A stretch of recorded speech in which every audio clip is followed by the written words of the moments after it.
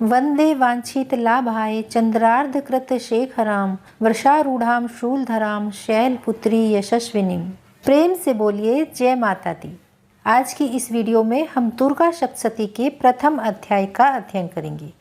दुर्गा सप्तशती के संपूर्ण फल को पाने के लिए दुर्गा कवच, स्तोत्र और कीलक का पढ़ना या सुनना भी अनिवार्य माना गया है, जिसकी वीडियो मैं पहले ही अपने चैनल पर अपलोड कर चुकी हूं, जिसे आप इस चैनल को सब्सक्राइब करके आसानी से निकाल सकते हैं। तो दुर्गा सप्तशती का ये अध्याय शुरू करने से पहले आप दुर्गा कवच, कीलक और स्तोत्र भी अवश्य सुन लीजिएगा। नवरात्रि के पहले दिन माँ दुर्गा के शैलपुत्री स्वरूप की पूजा की जाती है। पर्वतराज हिमालय की पुत्री होने के कारण इनका नाम शैलपुत्री पड़ा। शैल अर्थात पत्थर या पर्वत, पार्वती और हेमवती भी इन्हीं के दूसरे नाम हैं। माता का यह स्वरूप अनंत शक्तियों से संपन्न है। माता के इस स्वरूप की पूजा करने से मनुष्य के मन को स्थिरता और अडिगता प्राप्त होती है। तो चलिए अब शुरू करते हैं दुर्गा सप्तशती का प्रथम अध्याय। ओम नमः चंडिकाय नमः। महर्षि मार्कंडेय जी बोले, सूर्य के पुत्र सावर्णी की उत्पत्ति की कथा विस्तार पूर्वक कहता हूँ, सुनो। सावर्णी महामाया की कृपा से जिस प्रकार मनवंतर के स्वामी हुए, उसका हाल भी सुनो। पहले स्वारोचिस नामक मनवंतर में चैत्रवंशी सुरथ नाम के एक राजा थे। सारी पृथ्वी पर उनका राज्य था। वह अपनी प्रजा को पुत्र के समान मानते थे। तो भी कोला विध्वंसी नाम के राजा उनके शत्रु बन गए। दुष्टों को दंड देने वाले राजा सूरथ की उनके साथ लड़ाई हुई। कोला विध्वंसियों के संख्या में कम होने पर भी राजा सूरथ युद्ध में उनसे हार गए। तब वह अपने नगर वापस आ गए और केवल अपने देश का ही राज्य उनके पास रह गया और वह उसी देश के राजा होकर राज्य करने लगे। किंतु उनके शत्रुओं ने उन पर वहां भी आक्रमण कर दिया। राजा को बलहीन देखकर उनके दुष्ट मंत्रियों ने राजा की सेना और खजाना अपने अधिकार में कर लिया। राजा सूरथ अपने राज्याधिकार को हारकर शिकार खेलने के बहाने घोड़े पर सवार होकर वहां से एक भयंकर वन की ओर चले गए। उस वन में उन्होंने महर्षि मेधा का आश्रम देखा। वहां मेधा महर्षि अपने शिष्यों तथा मुनियों से सुशोभित बैठे हुए थे और वहां कितने ही हिंसक जीव परम शांति भाव से रह रहे थे। राजा सूरथ ने महर्षि मेधा को प्रणाम किया और महर्षि ने भी उनका उचित सत्कार किया। राजा सूरथ महर्षि के आश्रम में कुछ समय तक ठहरे रहे। अपने नगर की ममता के आकर्षण से राजा अपने मन में सोचने लगे कि पूर्व काल में पूर्वजों ने जिस नगर का पालन किया था, वह आज मेरे हाथ से निकल गया। मेरे दुष्ट और दुरात्मा मंत्री मेरे नगर की अब धर्म से रक्षा कर रहे होंगे या अब नहीं। मेरा प्रधान हाथी, जो सदा मद की वर्षा करने वाला और सूरवीर था, मेरे वैरियों के वश में होकर न जाने क्या क्या दुख भोग रहा होगा। मेरे आज्ञाकारी नौकर, जो मेरी कृपा से धन और भोजन पाने से सदैव सुखी रहते थे और मेरे पीछे पीछे चलते थे, वह अब निश्चय ही दुष्ट राजाओं का अनुसरण करते होंगे और मेरे दुष्ट एवं दुरात्मा मंत्रियों द्वारा व्यर्थ ही धन को व्यय करने से संचित किया हुआ मेरा सारा खजाना एक दिन अवश्य खाली हो जाएगा। इस प्रकार की बहुत सारी बातें सोचता हुआ वह राजा निरंतर दुखी रहने लगा। एक दिन राजा सूरथ ने महर्षि मेधा के आश्रम के निकट एक वैश्य को देखा। राजा ने उससे पूछा, भाई तुम कौन हो और तुम्हारे यहाँ आने का क्या कारण है और तुम मुझे इतने शोकग्रस्त और अनमने से क्यों दिखाई देते हो? इसका क्या कारण है? राजा के ये नम्र वचन सुनकर उस वैश्य ने महाराज सूरथ को प्रणाम करके कहा, हे राजन, मेरा नाम समाधि है। मैं धनियों के कुल में उत्पन्न एक वैश्य हूँ। मेरे दुष्ट स्त्री और पुत्रों ने लोभ के कारण मेरा सब धन छीन लिया और मुझे घर से निकाल दिया। मैं इस तरह से दुखी होकर इस वन में चला आया हूँ और यहाँ रहता हुआ मैं अब इस बात को भी नहीं जानता कि अब इस समय मेरे घर में सब कुशल पूर्वक हैं या नहीं। यहाँ मैं अपने परिवार का आचरण संबंधी कोई भी समाचार नहीं पा सकता कि वह सब इस समय कुशल से हैं या नहीं। मैं अपने पुत्रों के संबंध में यह भी नहीं जानता कि वह सदाचारी हैं या दुराचार में फंस गए हैं। राजा बोले, जिस धन के लोभी स्त्री और पुत्रों ने तुम्हें घर से निकाल दिया है, फिर भी तुम्हारा हृदय उनसे क्यों प्रेम करता है? वैश्य ने कहा, मेरे विषय में आपका ऐसा कहना उचित है, किंतु मेरा मन इतना कठोर नहीं है। यद्यपि उन्होंने धन के लोभ में पड़कर पितृस्नेह को त्याग कर मुझे घर से निकाल दिया, तो भी मेरे मन में उनके लिए कठोरता नहीं आती। हे महामते, मेरा मन फिर भी उनमें क्यों फंस रहा है, इस बात को जानता हुआ भी मैं नहीं जान रहा। मेरा चित्त उनके लिए अत्यंत दुखी है। मैं उनके लिए लंबी लंबी सांसें ले रहा हूँ। उन लोगों में प्रेम नाम को भी नहीं है। फिर भी ऐसे निस्नेहियों के लिए भी मेरा हृदय कठोर क्यों नहीं हो रहा। महर्षि मार्कंडेय जी ने कहा, हे ब्राह्मण, इसके पश्चात महाराजा सुरथ और वह वैश्य दोनों महर्षि मेधा के समीप गए और उनके साथ यथा योग्य न्याय संभाषण करके दोनों ने वार्ता आरंभ की। राजा बोले, हे भगवान, मैं आपसे एक बात पूछना चाहता हूँ, सो आप कृपा करके मुझे बतलाइए। मेरा मन मेरे अधीन नहीं है, इससे मैं बहुत दुखी हूँ। राज्य और धन आदि की चिंता अभी तक मुझ में बनी हुई है और मेरी यह ममता अज्ञानियों की तरह बढ़ती ही जा रही है।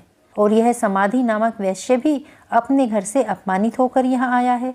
इसके स्वजनों ने भी इसे त्याग दिया है, परंतु स्वजनों से त्यागा हुआ भी यह उनसे हार्दिक प्रेम रखता है और इस तरह हम दोनों ही दुखी हैं। हे महाभाग, उन लोगों के अवगुणों को देखकर भी हम दोनों के मन में उनके लिए ममता जनित आकर्षण उत्पन्न हो रहा है।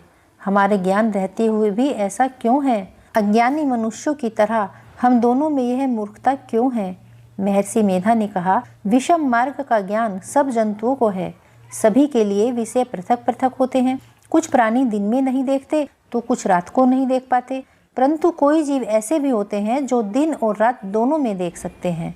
यह सत्य है कि मनुष्य में ज्ञान प्रधान है, किंतु केवल मनुष्य ही ज्ञानी नहीं है, पशु और पक्षी भी ज्ञान रखते हैं।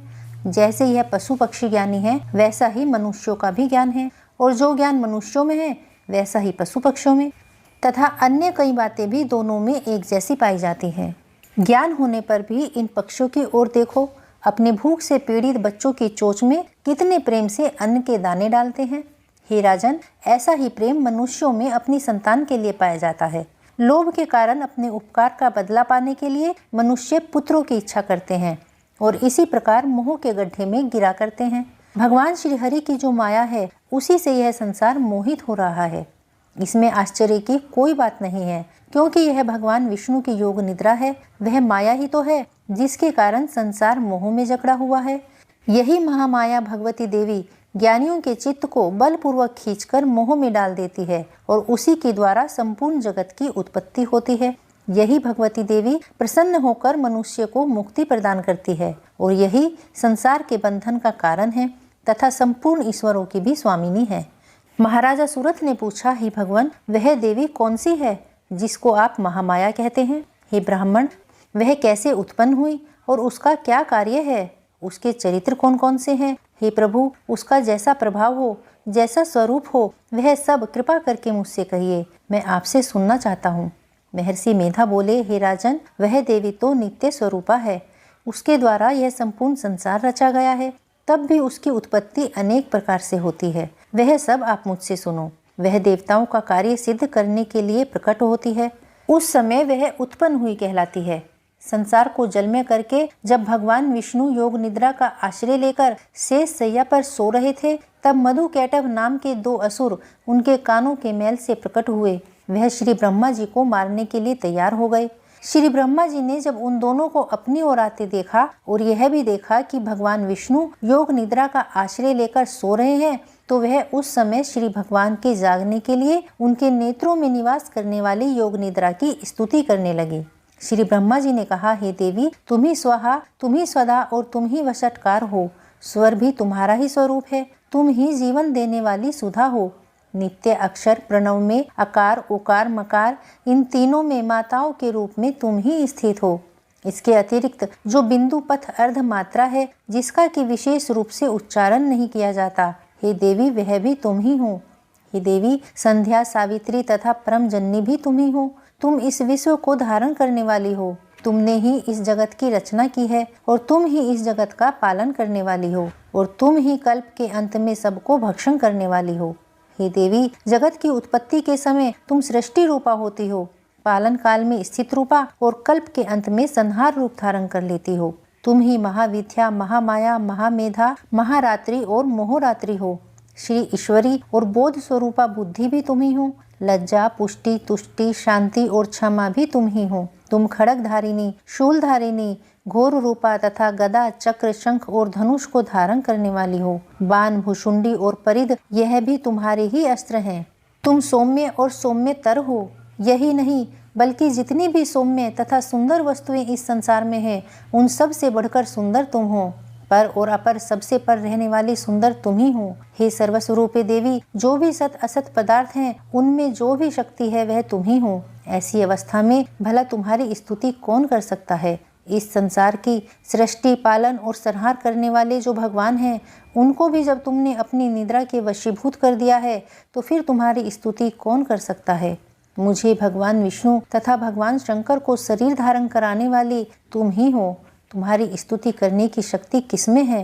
हे देवी, तुम तो अपने इन उदार प्रभावों के कारण ही प्रशंसनीय हो। मधु और कैटभ जो भयंकर असुर हैं, इन्हें मोह में डाल दो और श्री हरि भगवान विष्णु को जल्दी जगा दो और उनमें इनको मार डालने की भी बुद्धि उत्पन्न कर दो।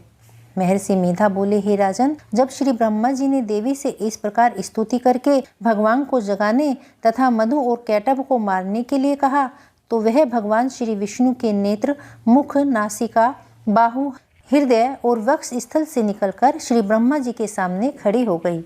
उनका ऐसा करना था कि भगवान श्री हरि तुरंत जाग उठे और उन्होंने उन दोनों असुरों को देखा जो कि अत्यंत बलवान और पराक्रमी थे तथा मारे क्रोध के जिनके नेत्र लाल हो रहे थे और जो ब्रह्मा जी का वध करने के लिए तैयार खड़े थे। तब क्रुद्ध होकर उन दोनों दुरात्मा असुरों के साथ भगवान श्री हरि पूरे 5000 वर्ष तक युद्ध करते रहे। एक तो वह अत्यंत बलवान पराक्रमी थे, दूसरे महामाया ने भी उन्हें मोह में डाल रखा था। अतः वे भगवान श्री हरि से कहने लगे कि हम दोनों तुम्हारी वीरता से अत्यंत प्रसन्न हैं, तुम हमसे कोई वर मांगो। भगवान ने कहा, यदि तुम मुझ पर प्रसन्न हो तो अब तुम मेरे हाथों से मारे जाओ। बस इतना सा ही वर मैं तुमसे मांगता हूँ, यहाँ किसी और दूसरे वर से क्या प्रयोजन है। महर्षि मेधा बोले, इस तरह जब वह दोनों धोखे में आ गए और उन्होंने अपने चारों ओर जल ही जल देखा, तो भगवान श्री हरि से कहने लगे कि जहाँ पर जल ना हो और सूखी जमीन हो, उस जगह हमारा वध कीजिए। महर्षि मेधा कहते हैं, तथास्तु कहकर भगवान श्री हरि ने उन दोनों को अपनी जांघ पर लिटाकर उन दोनों के सिर काट डाले। उस तरह से यह देवी श्री ब्रह्मा जी की स्तुति करने पर प्रकट हुई थी। अब मैं तुमसे इनके प्रभाव का वर्णन करता हूँ, सो सुनो। दुर्गा सप्तशती का प्रथम अध्याय यहीं समाप्त होता है। बोलिए भगवती माँ जगदम्बे की जय।